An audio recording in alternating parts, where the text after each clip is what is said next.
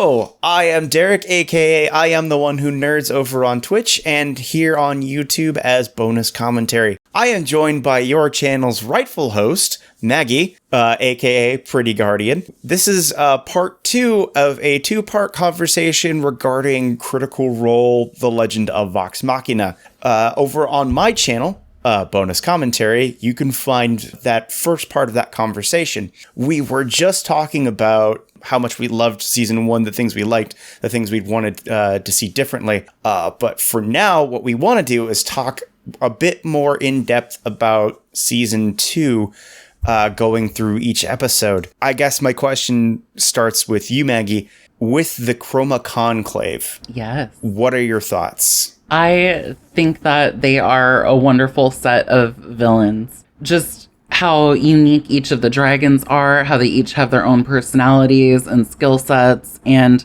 the fact that they are so fucking terrifying.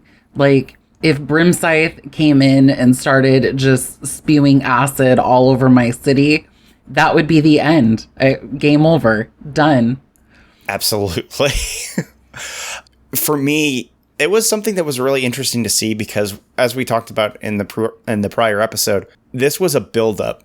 Because we'd come to love Iman, we had seen a lot of these characters interact, we knew them all really well. When the time came for Matt to just be like, oh yeah, and by the way, the sky goes black and suddenly just fire starts raining from the sky. We were the team. We were just like hands on temples going, what are you doing, Matt? What is happening? It was so insane to me. Just seeing everything we had, all these characters we come to love, just like start getting wiped off the map. All these places we knew getting obliterated. And I think the animation team did a really good job making the like traditional style clash with the dragons. Yeah. Kind of giving them an almost alien feel. Like they were definitely from somewhere else. The amount of damage they do in a short time is like, it's very clear. Like it's most of the episode is just them just ripping through Iman and just making a mockery of everything that city stood for. Yeah, I'm over here like nodding my head. Yes, they did. They tore through that city. I mean, there was acid, there were poison clouds, there was fire, there like tearing down the castle, like just It was a lot of mayhem and destruction galore. I think it was only like a handful of minutes for like that moment of dread. Because like Matt ended it that way. Like that was the Chroma Conclave arriving. That first couple of minutes was the first part of the ending of the Briarwood arc. It was a sight. It was a sight to behold, for sure. And after that, the group has to make their way to Vasselheim. Right, where they meet Osisa. Yes. Osisa was that was a treat. The voice actress, I thought, did a fantastic job with her. She has kind of a sultriness to her voice that I think gives it the feel of like a mythological being, kind of. Totally. Absolutely. Maybe one of the best casting choices this show has so far is 100% Lance Riddick as Thordak. The gravitas that man wields with just his voice alone makes him so easy to pinpoint in almost every video game he does, let alone a fucking dragon. Oh god, that is probably some of my favorite casting this show has done thus far. Oh yeah, that was so good. And we had guests Will Wheaton and Felicia Day as characters that were kind of like toddling them around. I might be mistaken on that, but like just seeing Vasselheim, I'd always kind of seen it in my mind's eye, but I'd never had it pictured quite like that. And I liked what I saw. Like it was such a gorgeous city. So well done. It was absolutely a gorgeous city. And for that one, that was one of the few things. I mean, the way I pictured it in my mind was almost exactly how they animated it. And so to see it brought to life like that was really incredible. Getting to see Zara and Cash animated. Like, I had seen like fan animations of Vox Machina before, and there are some great fan animations out there of both Zara and Cash. But oh my god, they have never looked this good. They look so good. And I love that we get the opportunity to see different styles of magic being animated as well. Yeah, you don't really pick up that Cash I believe, is meant to be a cleric. Yeah, I did not expect that. Jumping ahead maybe a little bit here to the part where Vax dies and Cash is like resurrecting her. I was like, wait, what? And I had to like go back and like look it up, and I was like, oh, he's a cleric. He's been a cleric this whole time. I wasn't expecting that. She is Vex, he is Vax. Okay, you're right. I did mean Vex, and I did say Vax. To see them animated this way was awesome. Unfortunately, we don't see a lot of tieflings in the show, so seeing one this way was kind of a breath of fresh air compared to the other characters we get to see. Absolutely. And yeah, we'll go to Sunken Tomb. I have it in my notes as Vex and the Big Sad. But it doesn't always have to be Big Sad, because Grog puts on his dwarven kind belt and grows himself a beard. Go Grog. This was such a big moment for Travis, because I think Travis in the show had always wanted hair on his Goliath, but was never able to accomplish it because Goliaths aren't meant to or Goliath men, I believe in canon lore, are not meant to grow facial hair of any or hair of any kind. So like when he just like naturally grew a beard that always grew back, Travis was so happy. It's like the ultimate superpower. Basically, the simplest men require the simplest things in life. Like the second they entered that tomb, I was like, shit. Oh no. I did not know that was coming. I was very much surprised by that, and I had to like pause for a second and go like, wait, did she die? Oh God. What? And the fact that they left it on the cliffhanger there, so I actually had to like wait to find out what happens next with her. I was like, God damn it, they got me. But then of course we get those who walk away, and Vax trades places with her and gets himself the Deathwalker's ward. Yeah. How they did that, like both those bits, both the scene and the scene after, the transition was so seamless. It's so beautifully done. Like I feel like, again, one of the show's biggest positives it has going for it is it had the showrunners in there, so they were able to keep the integrity of that scene grounded. It felt the way it was meant to feel. Right. This is a prime example of how to adapt one media into another, because you can tell that they really paid attention to taking the things that were important and that made the source material work and making sure that those components are being applied to this new format. Absolutely. And so full props to them for how they've been doing it. Yeah, they know what they want. And I mean, I think it's because they've been in animation so long, they're able to actually execute what they want, and they work so closely with the animation team to get what they need. There's the next episode. Well, this is where Keyleth meets up with the Fire Ashari. Yeah, for her Aramente. Yeah.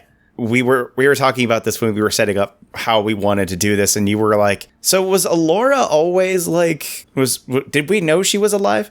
Yes. So in the cartoon, what happens is we see like Brimscythe blasting everybody with acid, and Alora is obviously presented as a powerful mage, and she throws up a shield. So when I was watching it, I was kind of like, okay, well, they're going to be fine because she has a shield. She can probably get them out of there. The camera does kind of cut away. So there is maybe this little bit of wondering of is she okay? What kind of happened there? But I really did just kind of assume like, oh yeah, she's going to be fine. Which is funny because like it felt like Matt wanted to murder so many more beloved characters in a single swoop in that bit. So like if he had decided to up and kill Alora, we would have totally seen it coming. But to like see her come back was awesome. Let's talk about also what is in this bit, because I feel like Keyleth passing through fire, going literally into the fire plane, learning how to become a fire elemental and closing that rift was so on brand for that character. It was also beautiful. Like the animation for it. It was beautiful. Oh, God. Okay, so here's where a large portion of the budget went. You know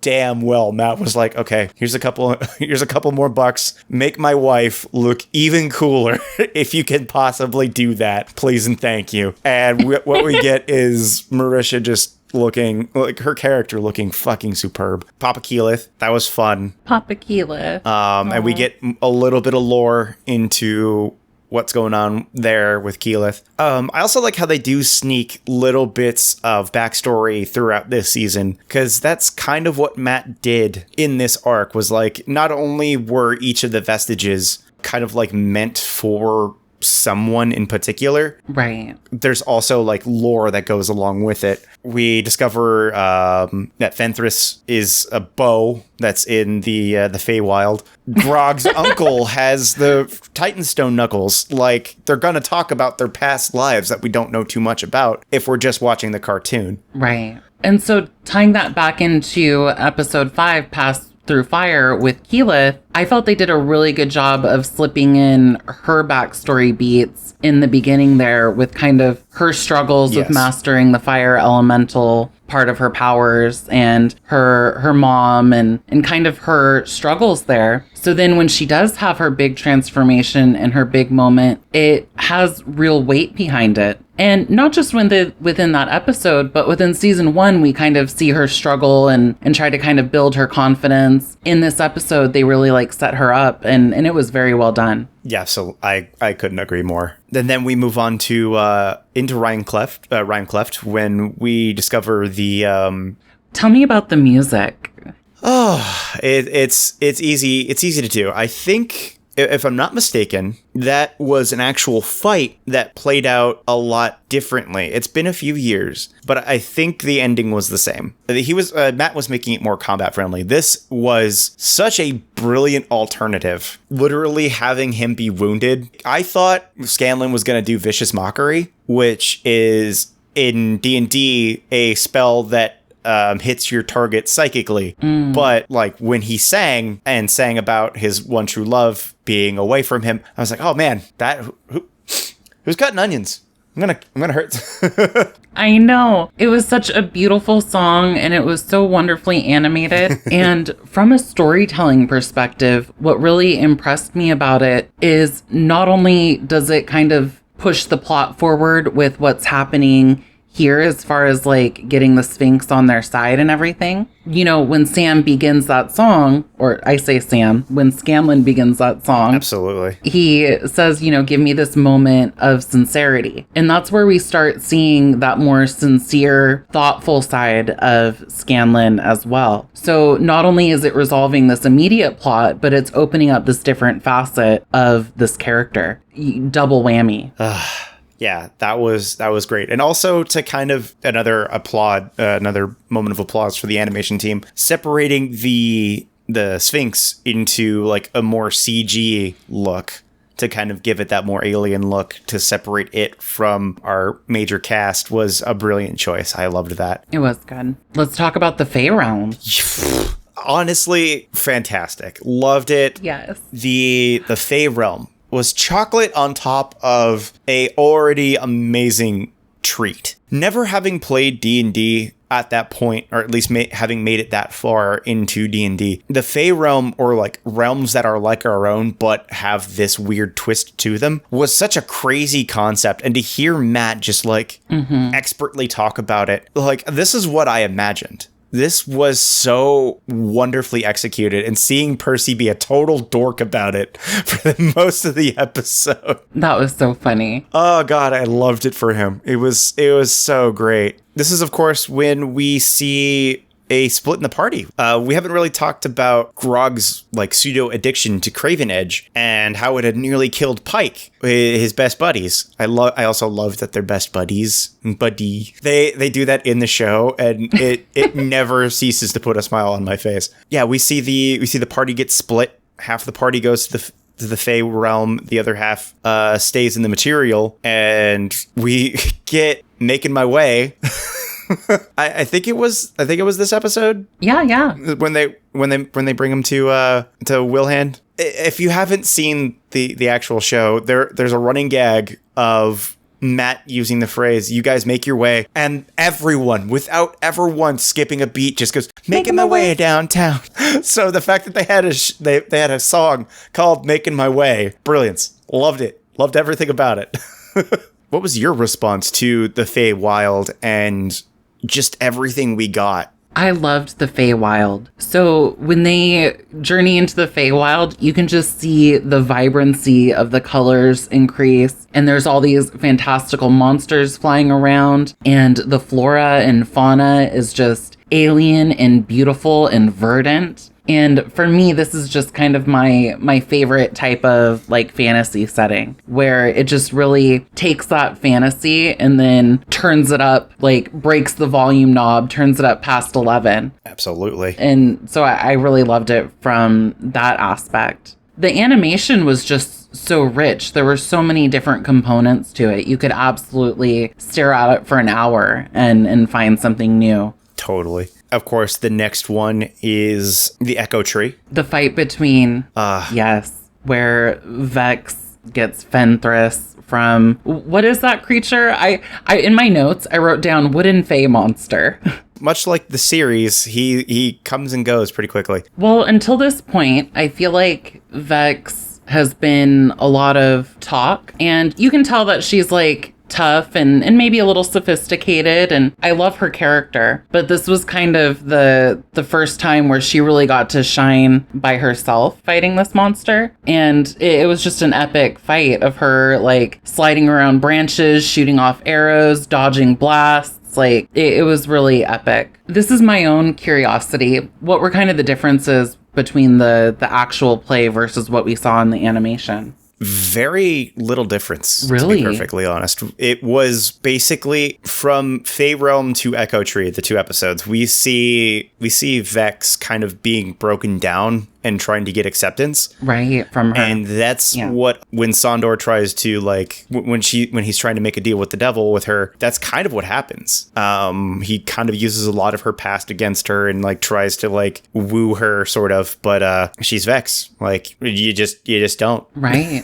And he done learned the hard way. So I feel like something like this, I don't want to say it's easy to set up in animation, but compared to like the actual play, I just want to give kudos to Matt for setting up a moment where Vex would get to shine like that, because I feel like that would be something really difficult to do when you have so many interesting characters at the table. Oh, 100%. And he does that so well. I think when Vex, going back up to Those Who Walk Away, when we get to see him fight Zara's creature, that was a moment for Vex to shine. Keyleth got her moment to shine when she walked through fire. We will see everyone get just a like badass superhero moment, and I'm here for it. I love it. I love it so much.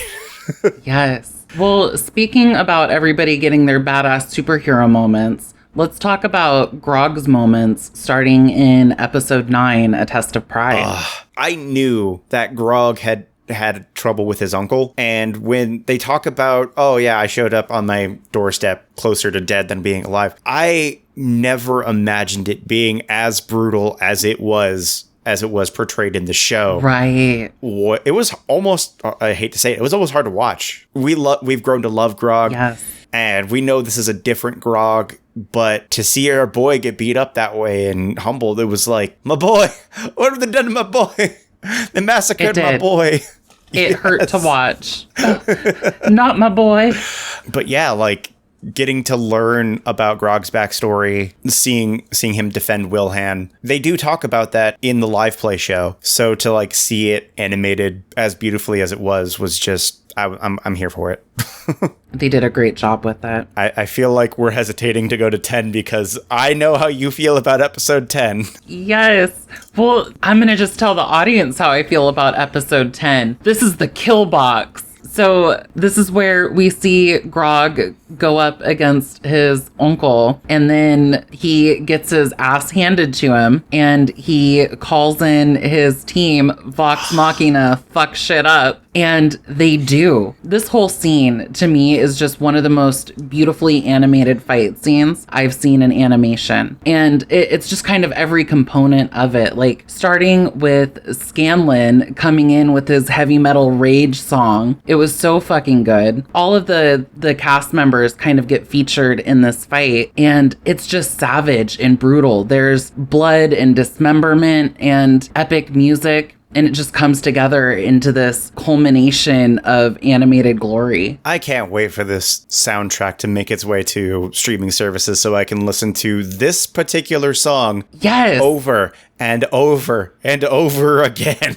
I don't even like metal, but I want this song on my playlist. God, it was so good. That is how it played out in the show. Like, Grog was on his last leg. Well, you know, a barbarian, like they're damn near unkillable in some of those moments. Oh, 100%. And our boy comes through in flying colors. And of course, we get Vox Machina coming in and just making a joke out of all those guys. Oh, God. And then, of course, just the ending when Grog rips his uncle's arms off. And, oh, God, it was so great. Yeah. Loved it. Gonna get those gloves off in one way or another. The very end of the episode, we also learn who Kaylee is. Kaylee was a big shock to everybody when it happened. They deliver it pretty well. They may have been a little heavy-handed in some of her dialogue, but I don't think it was enough. It was enough for like someone like me to go, oh yeah, this is clearly Kaylee. But like to a new fan, what did you think about Kaylee at first? Well, I can tell you from my perspective, I didn't know who Kaylee was. And so for me, I was certainly surprised to find out that it was his daughter. I kind of thought like, because she has like that like gray white patch in her hair or whatever, I just kind of assumed she was a little bit older. To me, it wasn't even a possibility that she would have been his daughter. And so to find that out, I was definitely surprised.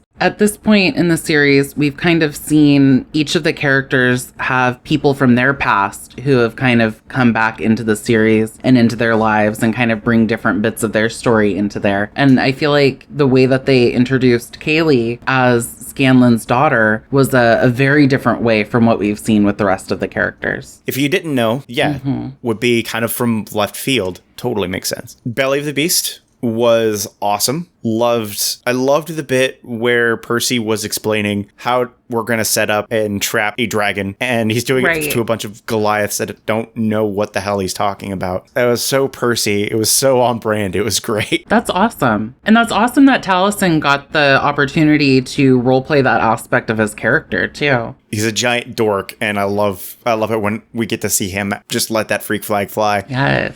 We finally understand Vax's connection to the Raven Queen. We get some beautiful animation in that instance. Oh, yes. That scene where she's holding Vax in her little claws. And then you just see like all the threads of fate spiraling out around her. And it's just this like otherworldly. And for me, I was really left kind of in awe. Like you could see the sense of wonder that would come from being held before an actual god. Yeah. I thought it was beautiful. It's peak TTRPG for a player to go, I want to go into the dragon. And get some dragon proctology going. And I cannot believe what we got in the game, and also got to see, I was wondering if they were going to do it. Just because of how, like, it's gross, it's, but I am surprised we got it, and I'm so happy we did, because it's so pivotal to that point. So the sword Mythcarver locked inside of the dragon's body, and this dragon is so fierce and powerful and determined to not be held down that he flies away, letting the sword rip out of his body. And I thought that was savage and brutal in such an awesome way, and kind of showed Umbrasyl's determination and how badass he is too. Yeah, I have no further notes. Loved it. And of course, we end with the Hope Devourer, the last episode of the season, and Grog flying by just a string. Oh yeah. It was fantastic. Just that whole final fight. You felt it. Yes. Like, you felt the exhaustion. You felt them, like, they were like, oh God, we are dying all, and we're not even in there yet. Like, is this such a good idea? I remember that argument in the game, like, seeing it that way, it felt more impactful. It did, didn't it? Yeah, I got no notes. Yeah, no notes. It was a savage fight and a great way to end the season. We get that final reveal of Raishan, one of the Chroma Conclave, being in cahoots with Vox Machina towards the end there. I didn't see that coming at all. That for me was a good twist. I was kind of like, oh, she's been kind of in place this whole time. Right. Well, not the whole time, because this is another reveal in the show. I think it was her necklace that was the giveaway. But in the show, in the live play game, I think they do a perception check, and Matt mentions something about like this new necklace that she's wearing, and they kind of poo-poo it off, and that's the giveaway. I can say from like my experience at the table, there are all these little details that DMs will throw in, and when I'm playing, I almost never pick up on stuff like that. Not because I don't care, I'm not paying attention, but just there's kind of so many different moving pieces. It's like the magician's reveal. They're kind of, you're focused on this one thing, but secretly their hands over here manipulating the whole scene and you don't even realize it. I can absolutely say that I have had that wool pulled over my eyes, and for my players, I've pulled the wool over their eyes. For this, we wanted to do something a little different, where we decided, much like Boulder Parchment Shears, we decided bed, wed, or dead instead of F, marry, kill. So we're going to do, the first round is the men of Vox Machina. Okay, so I think that I would bed Percy, wed Scanlan, and kill... Oh, fuck. I don't want to kill either of them. I love them so much. I guess I would kill Vax.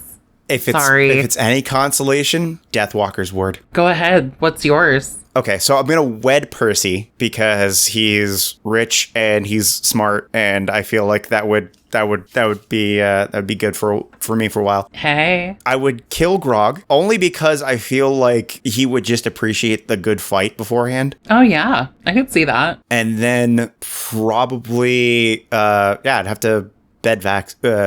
I'd bed Vax. Only because I'm worried about what Scanlan might have picked up along the way. Good choice. So Scanlan, for me, the reason I would wed him is because in a way, I feel like he's one of the party members I feel like I could trust the most. Oh, totally. Even if he is a little bit of a philanderer, if you compare him to somebody like Vax keeps his secrets close to his chest. And so I don't know if I could trust him in that sense. So that's why I kind of put him in the kill, even though he's awesome. Fair. Yeah, like these are not like, one, these are fictional characters. Two, yeah. Like we love all these characters to death, so it's not an easy thing. Okay, so round 2. Ding ding, we have the women. This one's really hard. I think that I would bed Pike, wed Keyleth, and sorry, Vex, you're dead. Wow. Again. The Raven Queen can't see you this time. Yeah. I've got a conundrum where I'm stuck between wedding either Pike or Vex, because Vex is just great with money. I did it last time, so I'm going to do Pike for wed, Keyleth for bed. Yeah, I guess I got to agree with Vex for dead. But we love you. It's, oh God. There's just something so much fun about Keyleth. How could you not? Yeah. Oh. All right, third and final round. We have the whole damn party to really spread that kill box. Yeah, it is going to be the kill box, isn't it? Because I think as far as like bed and wed, it would probably stay the same for me with Percy and Scanlan. But then if I'm looking at the whole party, who would I kill this time? Oh, I hate this. You know, I'm going to kill Trinket. Sorry, goodbye, Trinket. No! No. Oh no. Ultimate villain. You know is what's Maggie. so bad is I said it out loud and then I was like, oh, that was evil. Where did that come from? I surprised myself on that. I think Teddy's running for the hills right now. Oh no, not Teddy. Okay, so I think it changes if it's the whole party. I still keep Pike for Wed. Wed Pike. Wed Pike. I'm working on it. I'm mentally going through my options. This is hard. I don't know why this is so hard. It is hard. It's hard because I love them all. Yeah. I wouldn't kill any of these fuckers. I just full blown orgy. I would sign up for it. And I probably would sleep with them all. Oh, yeah. I'm not above it, okay? I would wed all of them. I would bed all of them, and I don't know that I have the heart to actually kill any of them, but I'm doing it for the sake of the joke here. So then I guess whole party, it would be fun to let's go with Keyleth. We'll go with Keyleth for bed. Kill overall. Ooh. Let's go Percy. Goodbye, Percy. I feel like Percy, like a 1v1 with Percy would be terrifying, but ultimately quick. That's true. Because I don't think I would last very long. All right. Well, that's going to do it for our season 2 discussion of Critical Role, The Legend of Vox Machina. I want to thank Maggie for being a wonderful host. And if you guys are confused as to why we didn't talk about season 1 all that much, you can head over to my channel where we had talked about season 1. And if you guys want to see a D&D live play that isn't particularly popular yet, you can go over to Nerd Cage Live, where I am personally running a D&D campaign of the Wild Beyond the Witchlight. We premiere episodes every Saturday, or if this is already released by the time we ran out of episodes, it's up for listening right now, up to at least 10 episodes. Well, thank you so much for chatting with me today about season 2 of Legend of Vox Machina and playing a wonderful edition of Bed, Wed, or Dead. Yeah. It was so much fun.